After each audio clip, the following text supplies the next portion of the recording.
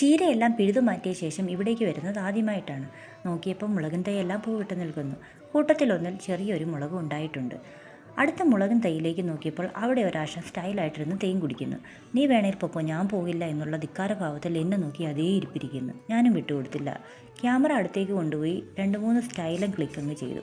ശേഷം പിറകിലേക്ക് പോയപ്പോൾ പണ്ട് സുവോളജി ലാബിൽ സ്കെലിറ്റൻ വെച്ചിരുന്ന ഓർമ്മപ്പെടുത്തലുമായി എൻ്റെ ഒരു ചീര നിൽക്കുന്നു. അരിയെടുക്കാൻ നിർത്തിയതാണേലും ഒരല്പം വെള്ളം ഒഴിച്ചു കൊടുത്തുകൂടായിരുന്നോ എന്നൊരു ചോദ്യത്തോടു കൂടി കൂടത്തിലൊരു മുളകും തൈയും. ശാനു ആകെ ക്ഷീണിതനാണ്.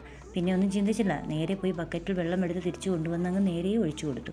ഈ മഴക്കാലത്തും വെള്ളം മണ്ണിലേക്ക് താണു പോകുന്ന സ്പീഡ് കണ്ടപ്പോൾ ചീരയ്ക്ക് നാക്കില്ലാത്തത് കാര്യമായി എന്ന് തോന്നിപ്പോയി എനിക്ക്. എങ്കിലും റിസൾട്ട് നാളത്തേക്ക് നോക്കാമെന്ന ആശ്വാസത്തിൽ ഞാനും നിന്നു. പിറ്റേന്ന് ഞാൻ വന്ന് നോക്കുമ്പോൾ ചീര നനഞ്ഞാൽ കൂടെ ഞാനും എന്നും പറഞ്ഞ് ചിരിച്ചുകൊണ്ട് നിൽക്കുന്ന മുളകിൻ തൈയാണ് കാണുന്നത്. എന്തായാലും സന്തോഷമായി.